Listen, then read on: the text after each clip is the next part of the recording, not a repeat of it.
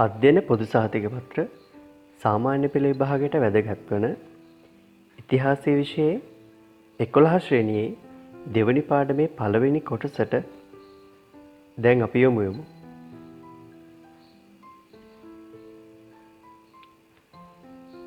දෙවනි පාඩම ශ්‍රී ලංකාවේ බ්‍රිතාන්‍ය බලය පිහිටුවීම. හැඳින්වීම. බ්‍රිතාන්‍යයන් මෙරට බලය පිහිටුවා ගැනීම සහ 19 වන සියවසේ මුල් භාගය තුල ඔවුන්ට එරෙහි පැවති සටන් පිළිබඳ මේ පාඩමින් අපි කතා කරන්න බලාපොරොත්තු වෙනවා.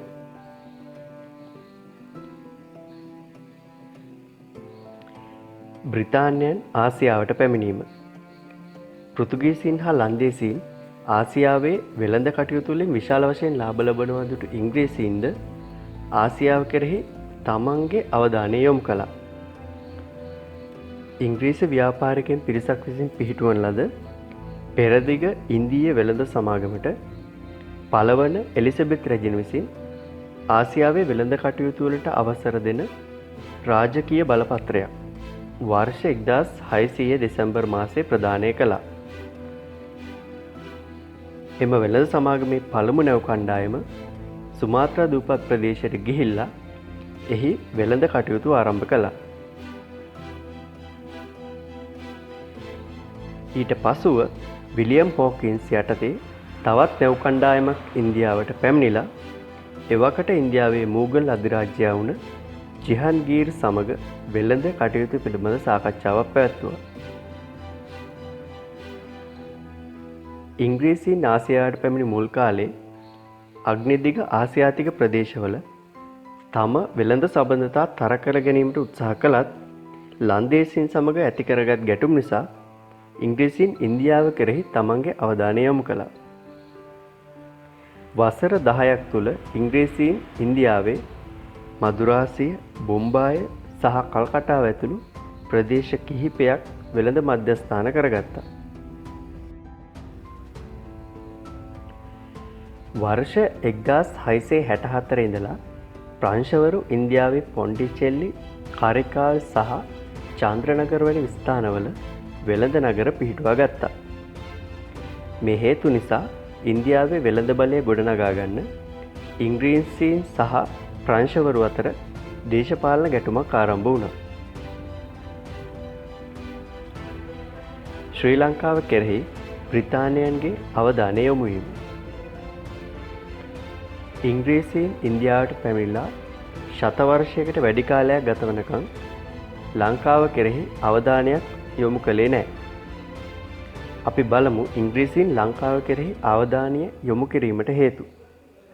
අංක 1 ශ්‍රී ලංකාවේ පිහිටීම. අංක 2 කුරුඳු ඇතුළු වටිනා වෙළඳ ද්‍රව්‍ය ලබා ගැනීමට හැකියවීම. අංක 3 බෙන්ගාල බොක්ක ඇතුළු ඉන්දියාව අවට මුහුදු කලාපයේ නාවික හා වෙළඳ කටයුතු පාලනයට ලංකාව හොඳ මධ්‍යස්ථානයක් වීම.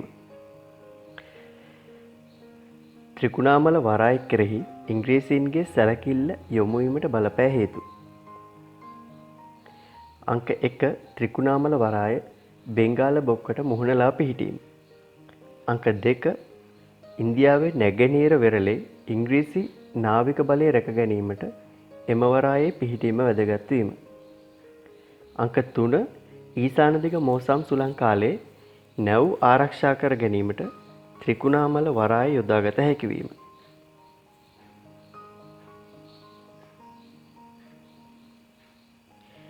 ශ්‍රී ලංකාව ඒ වනකොටත් කුරුඳු ඇතුළු කුළුබඩු වලට ප්‍රසිද්ධ රටක් වුණා. කුරුඳු වෙළඳාමේ ඒකාධිකාරය ඉංග්‍රීසීන් අතට ගන්න අවශ්‍යතාවක් ඉංග්‍රීසීන්ට ඇති වුණා. කුරුඳු වලට අමතරව ගම්මිරිස්, එනසාල්, කරාබු නැටි, මුතු මැණික් සහ ඇද්දලාදිය ඉහළ මිලකට අලෙවි වුණා.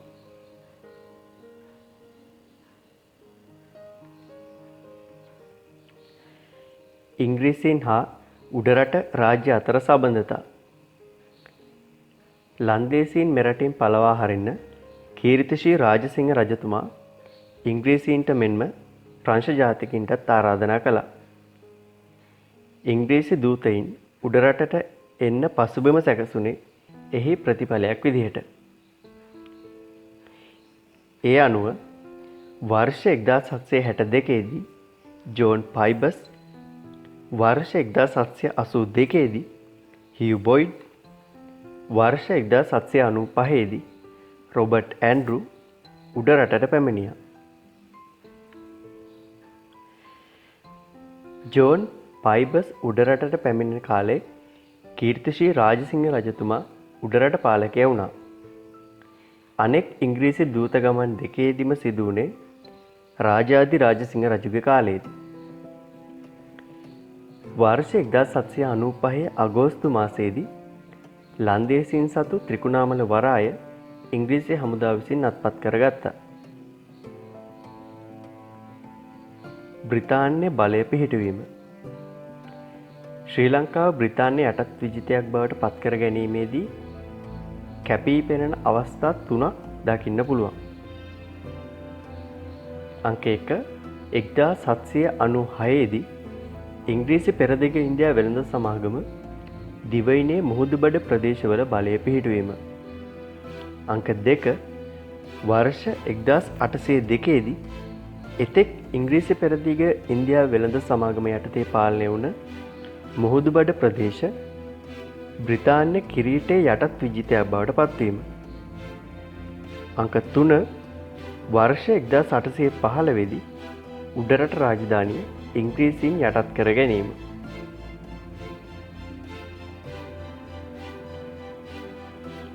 ශ්‍රී ලංකාවේ මුහුදුබඩ ප්‍රදේශවල බ්‍රිතාන්‍ය බලය පිහිටුවීම.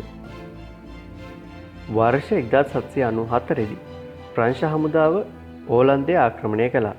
මෙහිදී ඕලන්ද පාලක හෙවත් ස්ටැඩ් හෝල්ඩර්වරයා 5 වන විලියම් රජු බ්‍රිතාන්‍යයට පලා ගියා. ලංකාවේ ලන්දේසින් සතු ප්‍රදේශ ප්‍රංශවරු අතර පත්වීම වැළැක්වීමට එම ප්‍රදේශවලට ඉංග්‍රීසි හමුදාව ඇතුළත් කළ යුතු බව ලිපියක් ඉංග්‍රීසීන් විසින් උපායශීලීව විලියම් රජුගෙන් ලබා ගත්තා. එංගලන්තයේ කිව් මාලිගයේ සිට එම ලිපිය එව්ව නිසා එය කිව් ලිපිය ලෙස හඳුන්වනවා. වර්ෂ 1795 දී ෆන් එංගල්බෙක් ලංකාවේ ලන්දේසි ආණ්ඩුකාරවරයාට මෙම ලිපිය ලැබුණත් ලිපියට අනුව කටයුතු කරන්න ලන්දේසි ආණ්ඩුකාරවරයා කැමති වුණේ නැහැ. මේ නිසා වර්ෂ 1795 දී ලන්දේසීන් සතු ත්‍රිකුණාමලේ වරායට ඉංග්‍රීසීන් පහර දුන්නා. ඊට පස්සේ ලන්දේසීන් කොන්දේසි විරහිතව යටත් වුණා. ලන්දේසීන්ට සාමකාමීව මෙරටින් ඉවත් වෙන්න ඉඩ සැලසෙන ගිවිසුමක් වර්ෂ 1796 පෙබරවාරි 16 වෙනිදා අත්සන් කළා. මේ සමග ලන්දේසීන් සතු මෙරට මුහුදුබඩ පළාත් ඉංග්‍රීසි පෙරදිග ඉන්දියා සමාගමේ පාලනයට නතු වුණා. ඉංග්‍රීසි වෙළඳ සමාගම යටතේ මුහුදුබඩ ප්‍රදේශවල පාලනය. පෘතුගීසීන් හා ලන්දේසීන් මෙරට මුහුදුබඩ ප්‍රදේශ පාලනය කිරීමට හැකිතරම් ස්වදේශීය නිලධාරීන් පත් කරගෙන සිටියා. නමුත් ඉංග්‍රීසීන් මුහුදුබඩ ප්‍රදේශ පාලනයට මදුරාසි නිලධාරීන් පත් කිරීම නිසා පාලනාධිකාරිය සහ මහජනතාව අතර සබඳතාව දුරස් වුණා. නව බදු වර්ග උදාහරණ විදිහට පොල් ගස් බද්ද පැනවීම නිසා වෙරළබඩ ජනතාව කෙටි කාලකින්ම කැරැල්ලක් ඇති කළා. මෙම ගැටලුව විසඳීමට අවශ්‍ය ප්‍රතිසංස්කරණ නිර්දේශ කෙරෙන්න බ්‍රිගේඩියර් ජෙනරාල් ඩි මියුරන්ගේ සභාපතිත්වයෙන් යුත් මියුරන් කොමිසම පත් කෙරුවා. කොමිසමේ නිර්දේශ බදු එකතු කිරීමට යොදවා සිටින මදුරාසි නිලධාරීන් ආපසු යවා ඒ සඳහා දේශීය නිලධාරීන් යොදා ගැනීම. පොල්ගස් බද්ද ඇතුළු අලුත් බදු වර්ග ඉවත් කිරීම. ආදායම් එකතු කිරීම සහ අධිකරණ කටයුතු සඳහා වෙන වෙනම නිලධාරීන් පත් කිරීම. ලන්දේසි උසාවි ක්‍රමය නැවත පිහිටුවීම. වර්ෂ 1798 දී මුහුදුබඩ ප්‍රදේශවල පරිපාලන කටයුතු කරගෙන යාමට බ්‍රිතාන්‍ය ආණ්ඩුකාරවරයෙකු වුණ ෆෙඩ්රික් නෝත් ලංකාවට පැමිණියා.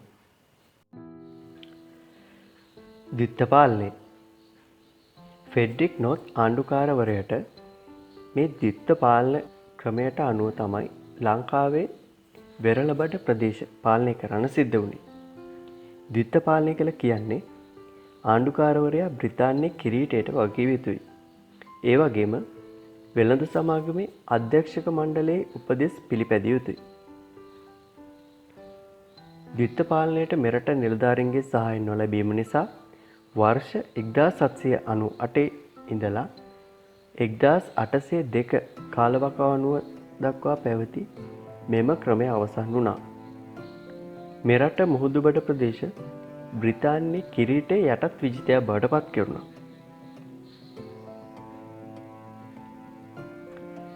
ඉංග්‍රීසීන් උඩරට රාජධානී යටත් කර ගැනීම.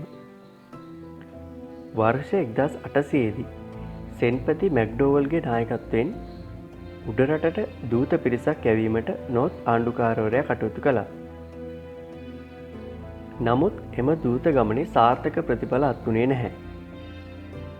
ප්‍රධාන නාවික මධ්‍යස්ථානය වන ත්‍රිකුණාමලය සහ කොළඹ අතර මාර්ගයක් ඉදිකිරීමට ඉංග්‍රීසීන්ට අවශ්‍ය වුණා. උඩරට රාජධානිය යටත් කර ගැනීමට ඉංග්‍රීසීන්ගේ අවධානය යොමු වෙන්න ඒක ප්‍රධාන හේතුවක් වුණා.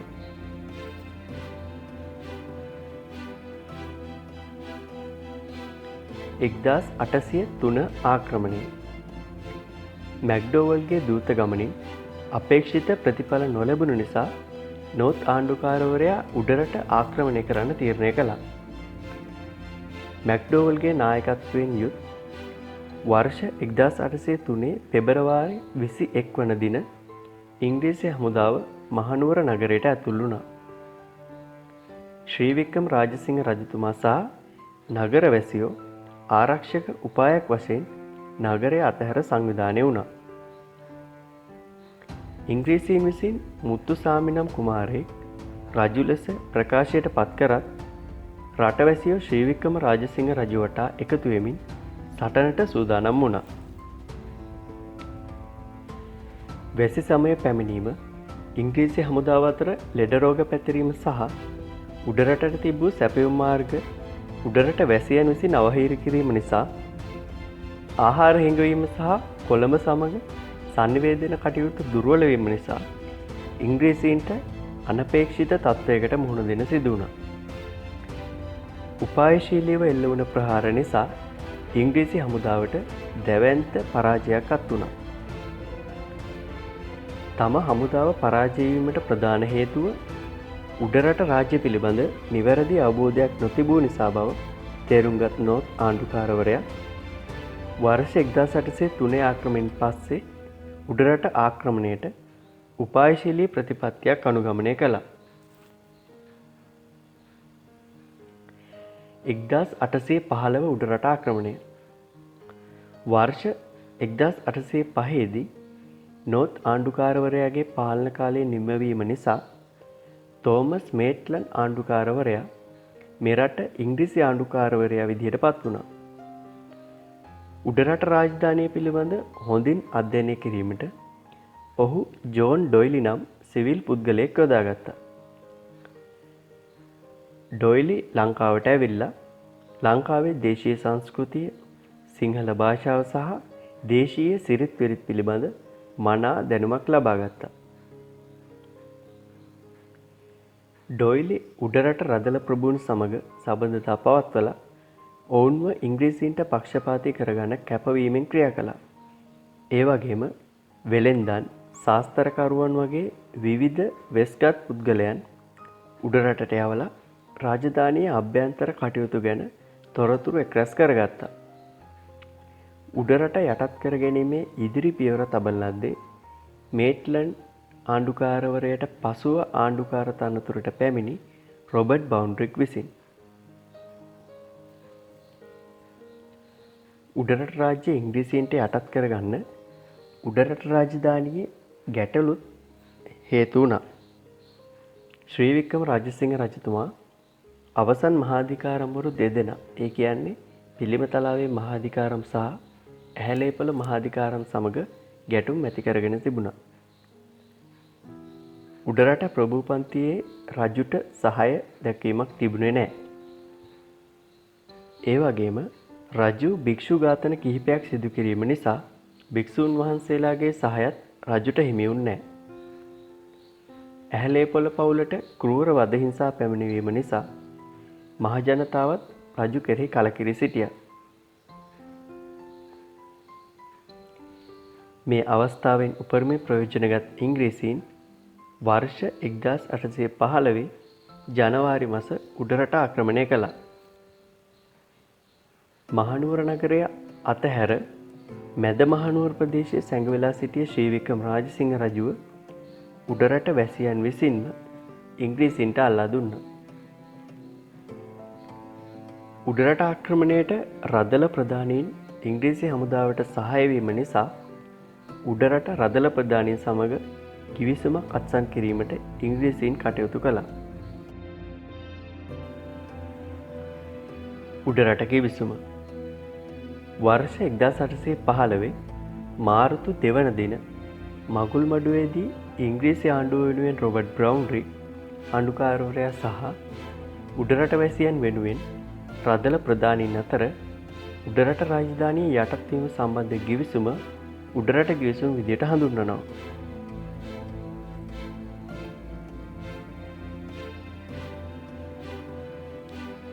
උඩරට ගිවිසුමේ වගන්ති.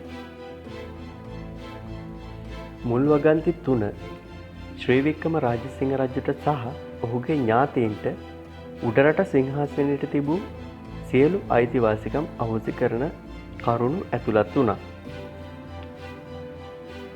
4 වන වගන්තියේ රාජධානිය ඉංග්‍රීසි ආණ්ඩුවට යටත් වූ බව ප්‍රකාශ කරනා වගේම උඩරට සාම්ප්‍රදායික නිලධාරි පන්තියේ අයිතිවාසිකම් හා වරප්‍රසාද රැකෙන පරිදි ඉංග්‍රීසීන් මෙරට පාලනය කරන බව දැක්වුණා. 5 වන වගන්තියෙන් බුද්ධ ශාසනය සහ දේවාගම කඩ නොකොට පවත්වා ගනිමින් භික්ෂුන් වහන්සේලා විහාරස්ථාන සහ දේවාල ආරක්ෂා කරන බවට පොරොන්දු වුණා. සෙසු වගන්තිවලින් උඩරට රාජධානියේ අධිකරණ කටයුතු පවත්වාගෙන යන ආකාරය විස්තර වුණා.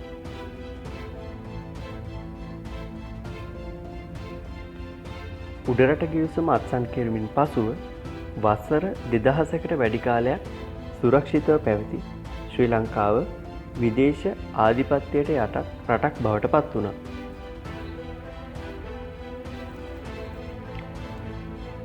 මේ සටහනින් පෙන්වලා තියෙන්නේ එක් වර්ෂයට අදාළ මෙම පාඩමට අදාළව විෂය කරුණු සංක්ෂිප්තව ඉදිරිපත් කරනවා.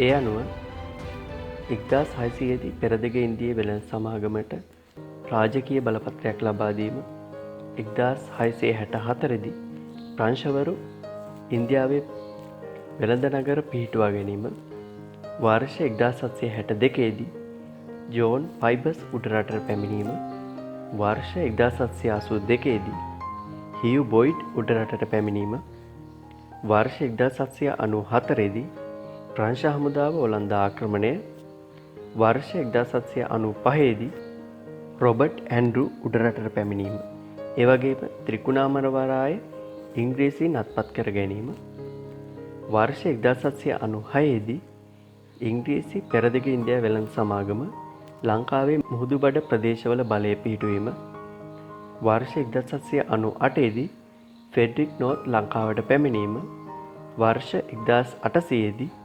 සෙන්පති මැක්ඩෝවල් උඩරටට දූත පිරිසක් ඇවීම, වර්ෂ 1803 දී 1803 උඩරට ආක්‍රමණය, වර්ෂ 1815 දී 1815 උඩරට ආක්‍රමණය.